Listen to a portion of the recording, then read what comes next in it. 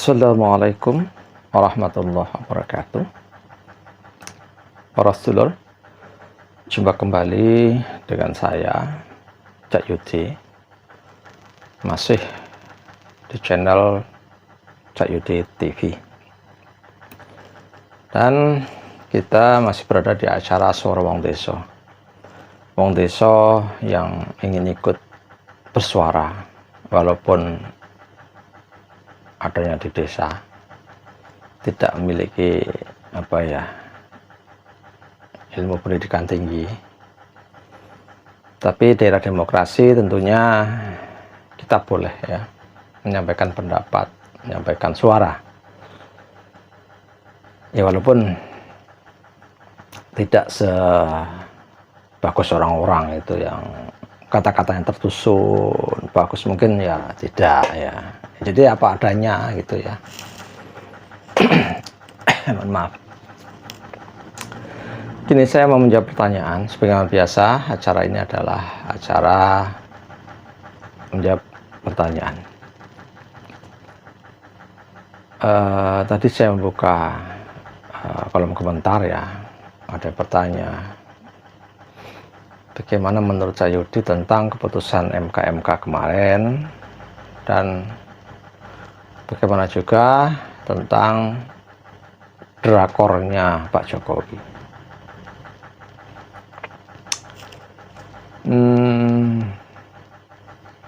Gini ya, sebelum saya mohon maaf apabila ada yang berbeda pendapat ya. Beda pendapat itu boleh, halal dan sah, jadi nggak usah pakai acara marah-marah. Gini, apapun yang sudah diputuskan ya oleh MK tempo hari, apapun keputusannya kita harus hormati. Kemudian kemarin ini hari Selasa ada keputusan dari MK ya, itu pun harus kita hormati. Jadi kita nggak usah ikut ribut demo. Aduh, gatel ya. Menurut saya demo itu boleh ya, tetapi dengan adanya demo itu menurut saya justru malah menjadi ribet gitu loh. Karena saya melihat sendiri betapa ribetnya kalau ada demo ya, naik mobil pun harus muter-muter kemana-mana. Ya sekali lagi boleh ya menyampaikan suara, pandangan itu boleh, tapi ya nggak usah bikin ribet lah gitu ya. Karena keputusan sudah menjadi keputusan, jadi kita harus menghormati keputusan tersebut. Kemudian tentang drakornya Pak Jokowi ya. Ya sekarang digulirkan dengan istilah drakor ya, drama Koreanya Pak Jokowi.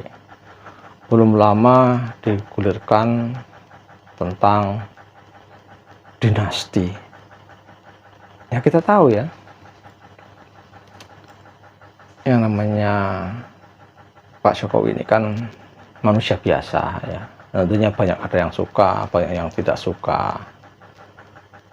Itu ya. Ini sebelumnya saya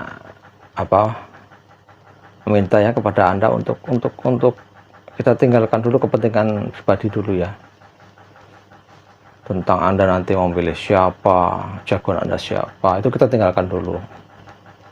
Saat ini kita membahas presiden kita dengan hati ya. Jadi begini, seorang presiden atau Pak Jokowi ya, ini sebentar lagi mau lengser. Sementara beliau ini memiliki cita-cita yang sangat tinggi dan sangat mulia, yaitu ingin memajukan negeri ini untuk menuju Indonesia emas. Nanti di ulang tahun Indonesia yang ke 100 tahun. Dia sudah membangun sarana dan prasarana, jalan tol, jembatan, waduk, IKN dan semuanya, banyak lagi yang dia bangun. Apa? Ini langkah awal, Pak, untuk menuju Indonesia emas. Sebuah negara bisa maju itu satu, jalannya ada. Sebuah kampung walaupun penghasilannya banyak, ketika jalannya jelek, maka harga-harga itu pun ikut jelek. Alasan tengkulak yang jalannya susah, yang apa, sangat berpengaruh. Nah, makanya Pak Jokowi membenahi itu. Jalan dulu pertama, jalan tol sudah ditembus di Pulau Jawa ya, dari Merak Banten sampai Banyuwangi Jawa Timur. Di Lampung, Sumatera juga dibangun jalan tol sampai Palembang, sampai nanti akan ditembuskan ke Aceh. Untuk apa? Ya untuk menuju Indonesia maju, Indonesia emas itu kan butuh yang sama sarana jalan. Sebuah kota dikatakan maju itu ya karena sarana jalannya bagus, alat transportasinya bagus. Seperti Jakarta dibuatkan kereta MRT, LRT ya, ada kereta bawah tanah, ada kereta di atas bumi ya, yang satu di dalam bumi, di atas di dalam bumi bawah tanah, di atas bumi, ada di atas, 3 susun. Kemudian belum lama juga dibangun kereta cepat, itu tarafnya dunia ya. Nah, dengan alat-alat transportasi seperti itu, maka negara bisa dikatakan maju kalau memiliki itu. Kalau negara nggak punya apa-apa, jalan aja jelek semua, bagaimana kita menuju negara apa? Menuju Indonesia emas. Terus kalau kita berbicara tentang kemakmuran petani terutama ya, ini petani bisa makmur itu satu kuncinya, air. Kalau air sudah banyak, merata, makmur, maka yang lain-lain itu akan ngikut gampang gitu loh. Makanya Pak Jokowi membangun puluhan waduk di Indonesia. Untuk apa? Kedepannya memajukan petani-petani di Indonesia. Dan sekarang ini masih banyak program-program Pak Jokowi yang belum selesai. Sampai Pak Jokowi lengser nanti itu masih banyak pembangunan-pembangunan yang belum selesai. Makanya Pak Jokowi menginginkan pengganti beliau itu yang bisa lebih hebat dari dia, lebih kuat dari dia, yang bisa meneruskan. Mau dibilang itu drakor, mau dibilang itu dinasti, terserah. Yang penting tujuan Pak Jokowi satu adalah ingin memajukan negeri ini menuju ke Indonesia emas. Itu tujuan utamanya. Awalnya Pak Jokowi itu mendukung Pak Ganjar. Ya, dua yang didukung ya, antara Pak Ganjar dan Pak Prabowo. Kalau Bang Anies memang tidak. Kenapa? Karena Pak Anies dari awal sudah terang-terangan cara berpikirnya itu berbeda dengan Pak Jokowi, bertentangan. Nah, Pak Jokowi khawatir apa yang sudah ditanamkan, apa yang sudah direncanakan akan hancur dengan pengganti yang akan dirubah semuanya. Dan itu memang hak Bang Anies, mau apa juga hak dia gitu. Kita juga nggak bisa menyalahkan. Dan itu karena dan itu tidak melanggar undang-undang. Makanya Pak Jokowi menginginkan ada yang mengganti beliau, yang lebih hebat dari beliau. Awalnya dia condong ke Pak Ganjar. Nah, kemudian Pak Ganjar ini selalu patuh dan tunduk kepada Ibu Mega. Ibu Mega selalu mengatakan bahwa kader partai atau ya semuanya ya, seperti Pak Jokowi juga adalah pekerja partai. Jadi partai yang menugaskan dia bekerja. Sementara seorang presiden itu harus bisa melawan tekanan, apalagi tekanan dari barat ya, dari Amerika, dari Cina, terutama Cina perdagangan ya, itu harus berani melawan tekanan itu. Nah ini baru ditekan oleh Ibu Mega saja dia sudah nurut, tidak berani melawan Ibu Mega, tunduk semua dengan Ibu Mega. Bahkan perencanaan nanti kalau beliau menang ya, perencanaan kabinet pun Ibu Mega turut campur, ini jadi menteri ini jadi menteri ini. Jadi segala sesuatu disetir oleh Ibu Mega. Berarti dia ini tidak bisa berdiri sendiri. Makanya sekarang yang terjadi, sebenarnya bukan sekarang ya, Pak Jokowi itu selalu apa ya, ketika cara pikir dia bertentangan dengan Ibu Mega, dia terjang, dia berani mengambil risiko gitu loh. Jadi kalau apa-apa Ibu Mega ya Ibu Mega saja suruh jadi presiden. Petugas partai itu ketika diangkat, diusung, setelah jadi disuruh mandiri. Jangan harus nurut sama partai saja, jangan hanya nurut sama Ibu Mega. Ibu Mega bilang begini, nggak apa, takut nggak berani ngikut. Dia ingin mengambil keputusan begini, Ibu Mega bilang jangan, nggak jadi loh. Ini presiden apa pembantunya Ibu Mega? Makanya Pak Jokowi itu selalu melawan itu. Dia ingin berdiri di kaki sendiri sebagai seorang presiden. Dia berani menentang Ibu Mega. Dia berani menentang tekanan dari Cina, tekanan dari Amerika, tekanan dari mana-mana. Dia berani melawan. Nah, Pak Jokowi menginginkan seorang presiden itu yang seperti itu. Ketika calon presiden itu masih dari PDI, pasti semua takut dengan Ibu Mega, nurut dengan Ibu Mega. Nah ini kan nggak bisa. Nah, yang bisa berdiri di kaki sendiri itu Pak Prabowo,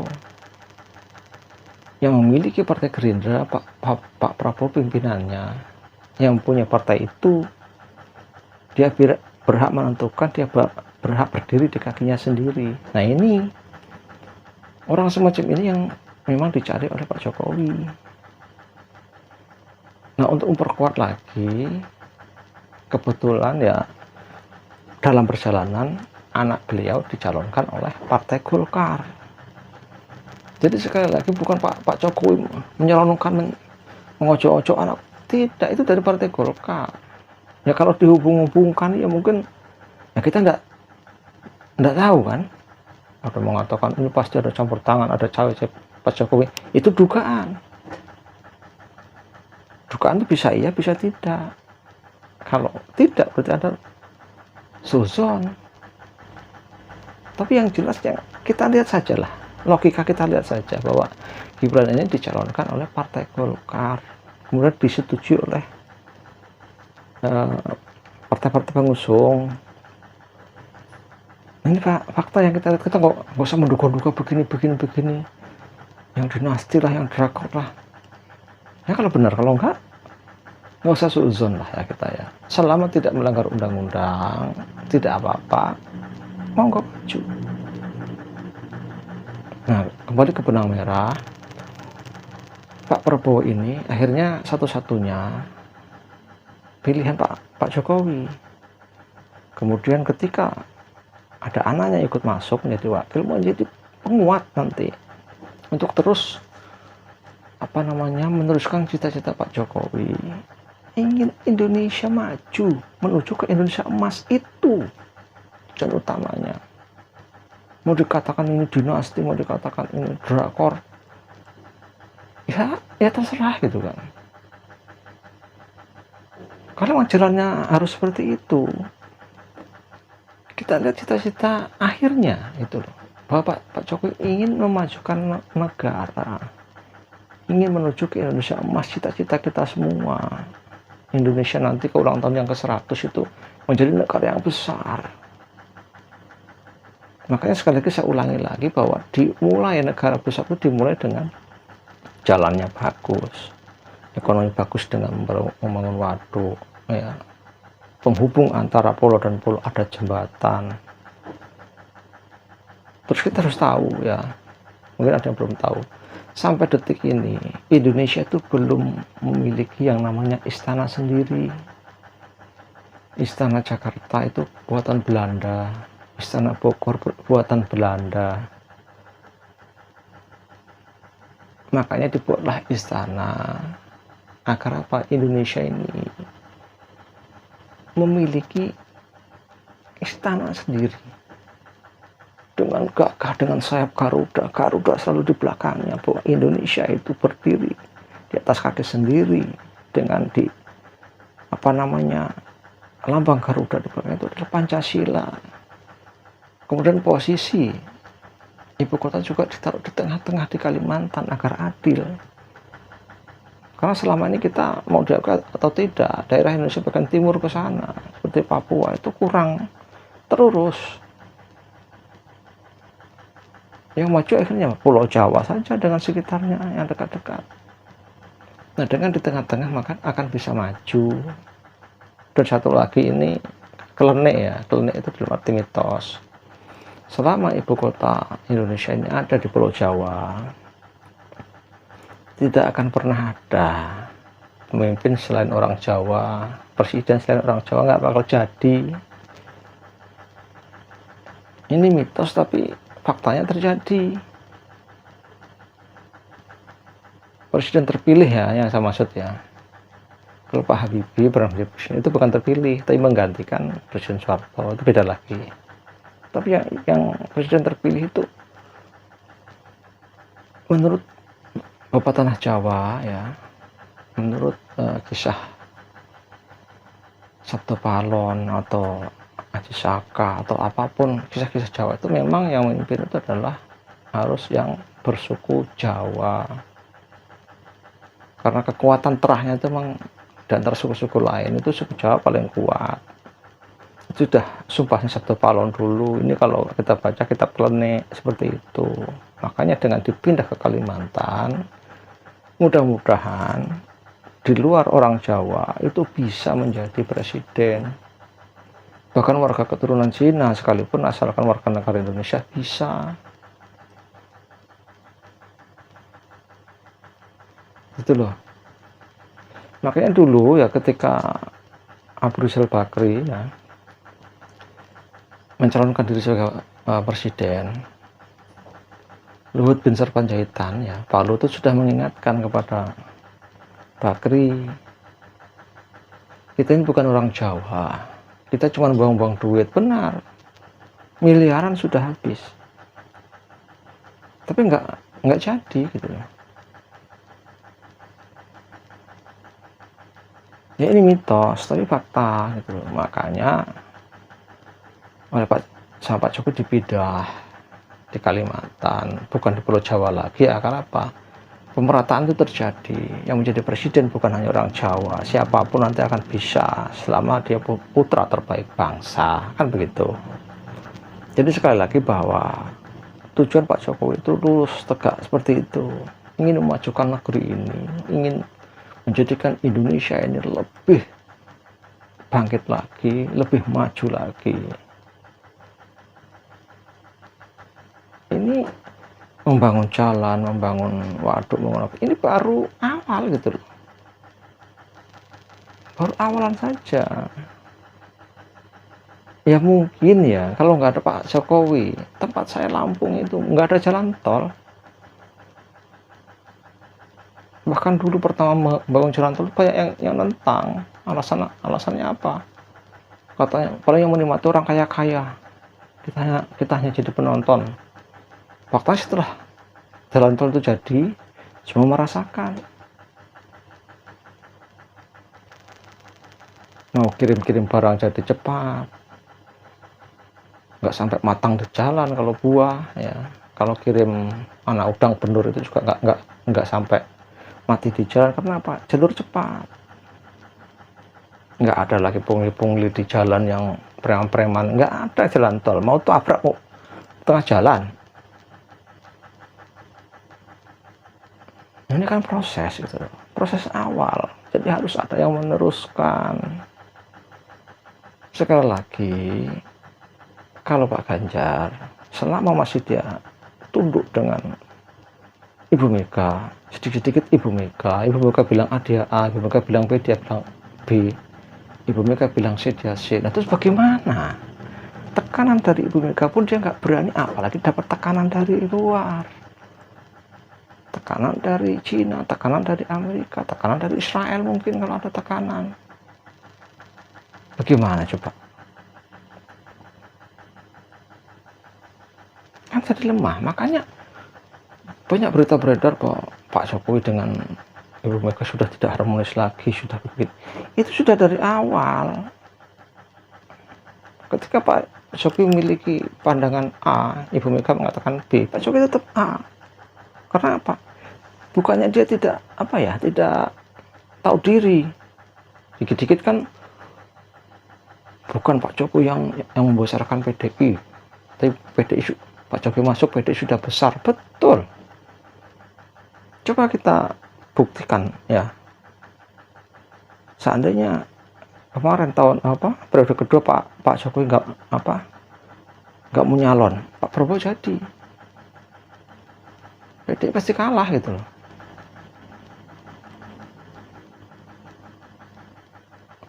Bukan berarti setelah jadi presiden masih terus suruh nurut saja sama Ibu Mega.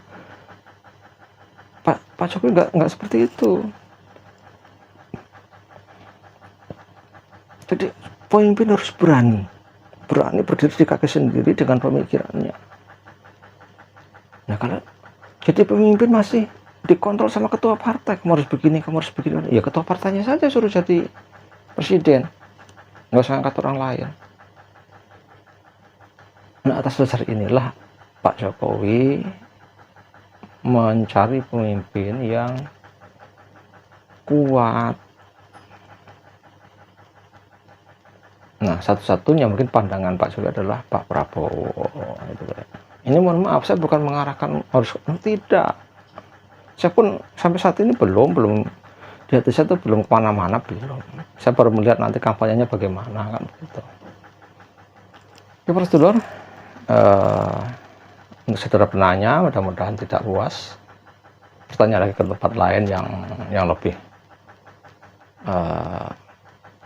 memuaskan mungkin begitu. Oke, para sedulur, sekian dulu pertemuan kita pada hari ini, dan waktu kita sambung kembali. Billahi taufiq wal hidayah. Assalamualaikum warahmatullahi wabarakatuh. Salam.